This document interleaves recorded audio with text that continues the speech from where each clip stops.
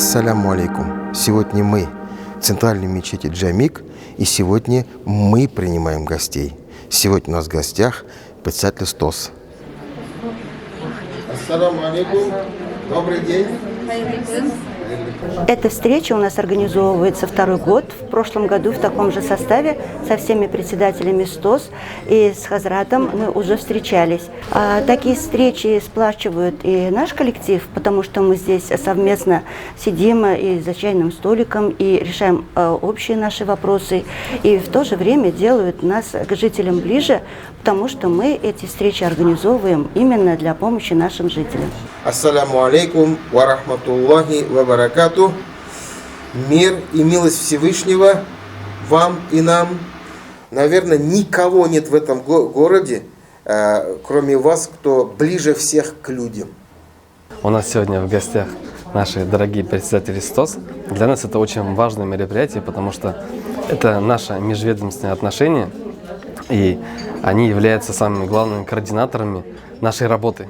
Как мало слов благодарности, да, и как много каких-то жалоб. Мы вот такие вот мы. Кто тут главный, спрашивают. Кто тут главный? Зачем так спрашивают? Чтобы спасибо сказать, что ли? Нет. Критиковать. Да, сказать, а почему вы тут не убрано? А почему вот здесь вот батарея холодная, а вот здесь вот почему-то свет не горит, лампочка? Или опять вот Никита там, или Ильдар там, да, значит, всю ночь буянил там, да, в подъезде. То есть все это, все вопросы к вам. Одна из главных проблем современного общества, насколько я считаю, это социальное одиночество. Когда люди себя чувствуют ненужными, покинутыми, одинокими людьми. Когда люди, живущие в одном подъезде, в одном доме, в одном дворе, проводят совместные мероприятия, благоустраивают двор, благоустраивают газоны, помогают нуждающимся населением в их же доме, просто проводят праздники совместно, появляется круг общения, круг взаимодействия. И вот этот вопрос социального одиночества, он уже теряет свою остроту. И именно я хочу вот эту свой посыл, вот эту энергию направить, скажем, на тех людей, которые в спокойствии, в тишине, в благодати, да, проживают в своих квартирах. Это люди, которые в основном всегда у них все хорошо, вот об этом забывают. И как только какие-то проблемы возникают, они вспоминают сразу вас. Когда хорошо, никто не вспоминает. А когда вот что-то, сразу вспоминают. Поэтому я бы хотел вот нашу сегодняшнюю встречу начать со слова «ответственность». Да, мы все знаем свои права, но забываем о своей ответственности. Поэтому каждый житель нашего небольшого такого, но очень теплого, приятного такого, да, светлого нашего города Нижнекамска, каждый житель, который живет в 5-этажке, в 9-этажке, да, в большом новом дворе или в старом тихом дворе, да, то есть он должен понимать, что то, что он вообще вот в данную минуту ни в чем не нуждается, это заслуга вот вас. И это встреча благодарности. Смысл наших вот этих передач, он один. Для того, чтобы мы были ближе друг к другу. У меня есть рецепт, как быть ближе друг к другу. Я считаю, что наших людей объединяет добрые дела. Если мы делаем добрые дела совместно, то мы становимся ближе друг к другу. Я хотела поделиться своим опытом. У меня есть группа «Добрые сердца», в которую входит более 30 человек, которые помогают ребятам, находящимся в зоне СВО. Мы уже более года в пункте проспект Химиков 72Б организовали пункт сбора гуманитарной помощи, и там в ежедневном режиме встречаем наших горожан, здороваемся с ними, расспрашиваем, как у них дела. Они приносят гуманитарную помощь. Ну, у всех разные возможности, но даже если бабушка принесет пакет пряников, мы очень довольны, и это дорогого стоит. Мы в прошлый раз договорились, что мы начинаем работу, начинаем общаться. Мы действительно работали вот этот год. У нас около 32 квартир мы обошли. И мы же не просто заходим в подъезд или в квартиру, да? Мы же видим, какой двор, кто во дворе сидит, какие лавочки, да, какой домофон, какой подъезд. Да, у нас есть службы, есть у нас дом правления, здесь у нас и так далее, так далее. Но я говорю же, все равно вот это эмоциональное, вот это человеческое, вот это характерное, оно все равно на вас все. Мы поддержать готовы. Мы не выполнить работу за кого-то, а поддержать. И также вы. И поэтому я вот прямо вот сейчас вот меня камера снимает там, да, я вот хочу сказать, обратиться к нашим жителям, нижнекамцам, чтобы они ценили труд людей, которые являются причиной спокойного сна, чистоты, тепла в доме, в каждой квартире. Да, и чтобы мы были благодарны этим людям, которые нас будут с утра звуками, как скребет лопата по асфальту, да, то есть, или как метелка работает, да, вот. Значит, мы были благодарны, чтобы. Действительно, очень много от нас, от самих, от жителей Нижнекамска, да, от нашего города, от нас, от самих, об отношений. Порой весь подъезд может столько дел сделать, да, там, за один выход только. Выйти и все почистить снег могут. Просто выйти и все могут почистить снег. Где у нас такая вот культура? А ведь это было раньше. Каждая семья, выходцы из какой-то, ну, их родители, как минимум, да, это выходцы из деревни. Этот город молодой. А в деревнях, что в татарских, что в русских, уме, то есть общее какое-то дело, оно всегда было. Уме, что это такое уме по-татарски называется? Это как субботник. Это все деревни строили дом для молодожен, так ведь? Все деревни выходили на поля, работали. Вот это вот ответственность искренняя, что не кто-то должен за тебя выполнить, а ты сам должен это выполнить, начать с самого себя, что ты должен переживать за это. Хотя бы убери машину, чтобы могли убраться, хотя бы.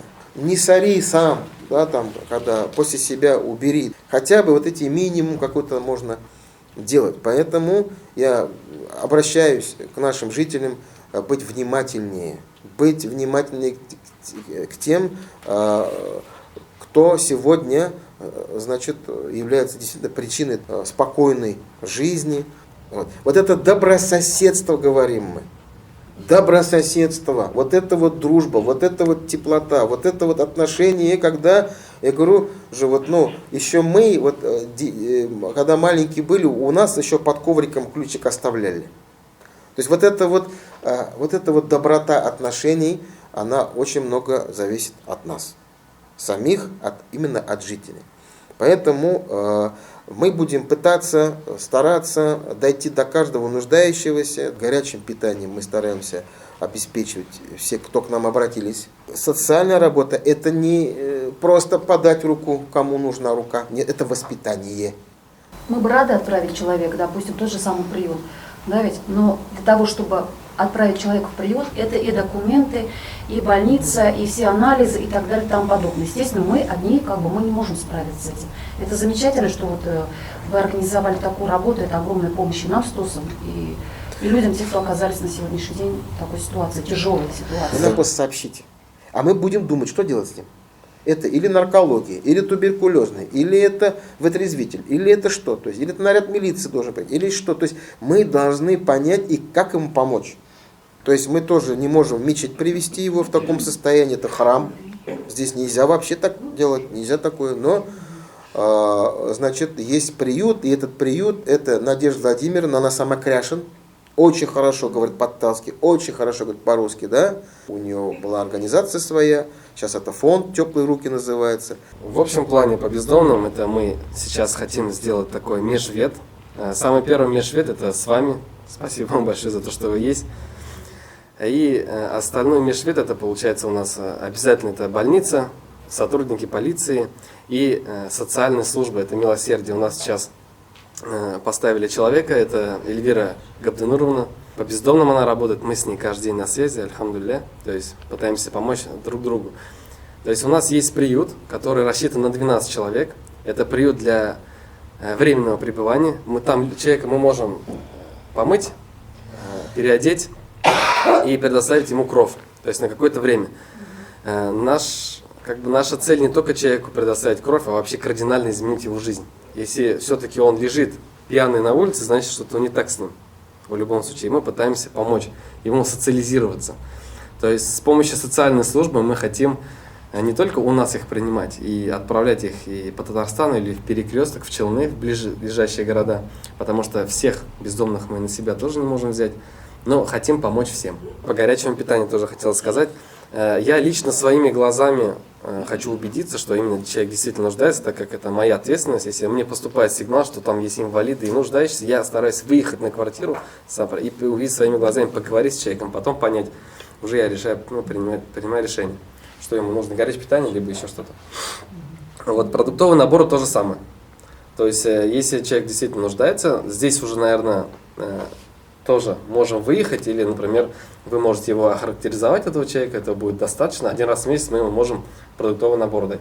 Просто единственное, что в том году мы тоже с вами работали, мне пришел список от вас, да, и когда я обзванивал их, мне старшие по домам говорили, что вот у меня бабушка, хотелось бы ее порадовать. То есть порадовать продуктовым набором. Ну, я немного и объяснил, потому что у нас немного другая цель. То есть нам нужно помочь. Как бы это, может, бабушка и не нуждалась в ничем, но мы как бы тоже хотим порадовать. Но как-то немножко другое направление. Мы будем дальше это продолжать, Аллах Берса, и мы знаем, что Господь, Он нас не оставит без внимания, что Всевышний, Он дает тому, кто дает. Тот, кто от себя дает, Он ему обязательно дает. Поэтому мы постараемся быть полезными вам, а вы будете полезны нам. Искренне благодарю вас.